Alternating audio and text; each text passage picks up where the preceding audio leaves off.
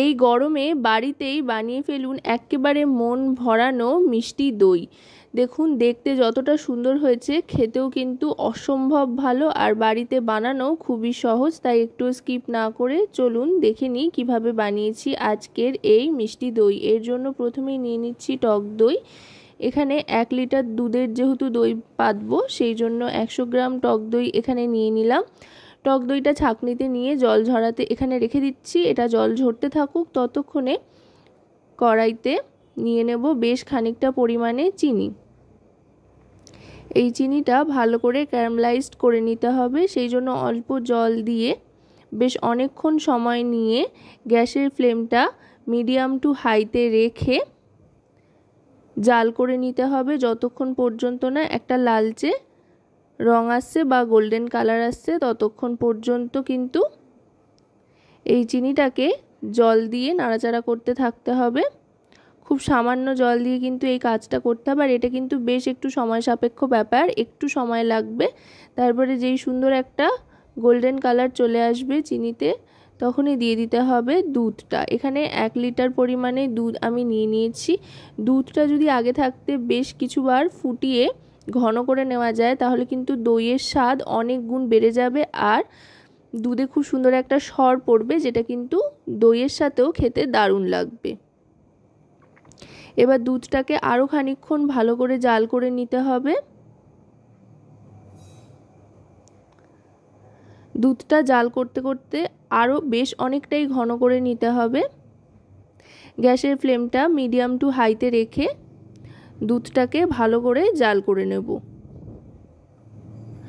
দুধটা জাল করতে করতে কিন্তু এতে বেশ আরও খানিকটা চিনি দিয়ে নেব, যেহেতু মিষ্টি দই বানাচ্ছি সেই জন্য। চিনি দিয়ে ভালো করে জাল করে নেওয়ার পর তারপরে এটাকে ঠান্ডা করে নিতে হবে। দুধটা একেবারে আঙুলে সয় এমন ঠান্ডা হয়ে আসলে, হাত দিতে পারবো এরকম ঠান্ডা হলে, তখন কিন্তু এই জল ঝরানো টক দইটা ভালো করে ফেটিয়ে নেব, যাতে কোনো রকমের লাম্পস না থাকে সেদিকে লক্ষ্য রেখে। তারপরে এই টক দইটা, ফেটানো টক দইটা দিয়ে দিতে হবে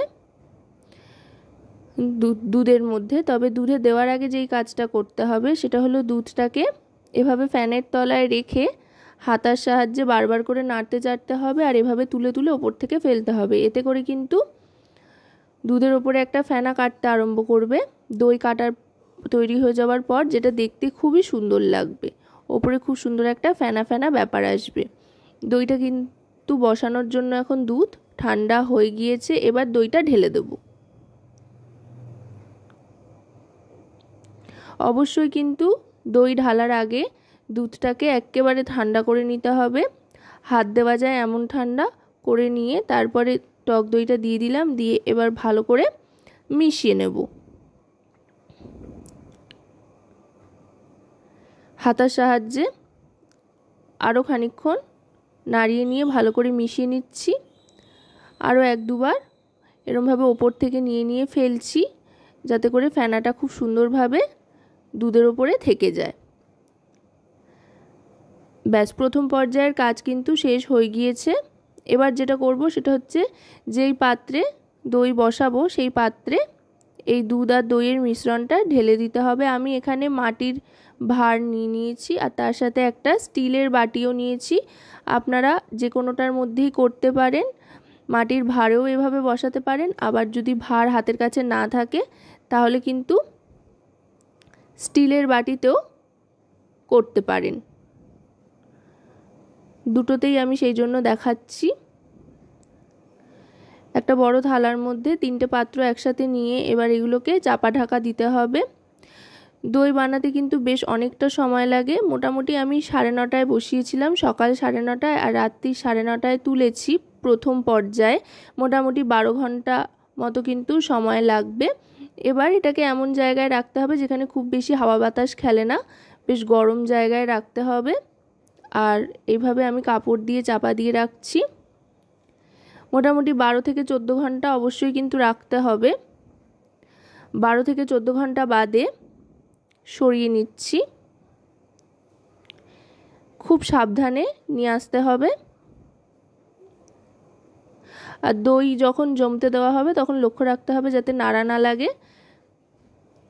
এবার দেখুন 12 থেকে 14 ঘন্টা পর বার করে এনেছি। দেখতে কিন্তু অসম্ভব সুন্দর হয়েছে আর দইয়ের খুব সুন্দর একটা গন্ধ ছাড়তে আরম্ভ করেছে। দেখুন দই কিন্তু অনেকটাই জমে গিয়েছে। চাইলে এখনও আপনারা সার্ভ করতে পারেন, তবে এটাকে আরও বেশি টেস্টি করতে 2 থেকে 2.5 ঘন্টা ফ্রিজে রেখে দেব। নর্মাল ফ্রিজে রাখলেই চলবে। আবার এটাকে ঢাকনা চাপা দিয়ে এইভাবেই নর্মাল ফ্রিজে 2 থেকে 2.5 ঘন্টা রেখে দিয়েছি। তারপরে এটাকে বার করে নিয়েছি। দেখুন দই কিন্তু একেবারে জমে ক্ষীর যাকে বলে, খেতে অসাধারণ সুন্দর হয়েছে আর দেখতেও কিন্তু দারুণ লাগছে। দেখুন এবার এগুলো একটু নাড়াচাড়া করে এপিট ওপিট করে দেখিয়ে দিচ্ছি। এখন কিন্তু দই একেবারে জমে গিয়েছে, দেখুন উল্টোলেও পড়ছে না। আশা করব রেসিপিটি আপনাদের ভালো লাগবে। ভালো লাগলে অবশ্যই রান্নাবাটি চ্যানেলটিকে সাবস্ক্রাইব করে লাইক শেয়ার কমেন্টের মাধ্যমে আমাদের পাশে থাকবেন আর পাশে থাকা বেল আইকনটি অন করে দেবেন সবার আগে সমস্ত রকম নতুন রান্নার নোটিফিকেশান পাওয়ার জন্য, কারণ আপনাদের নিয়ে আপনাদের জন্যই কিন্তু আমাদের চ্যানেল রান্নাবাটি।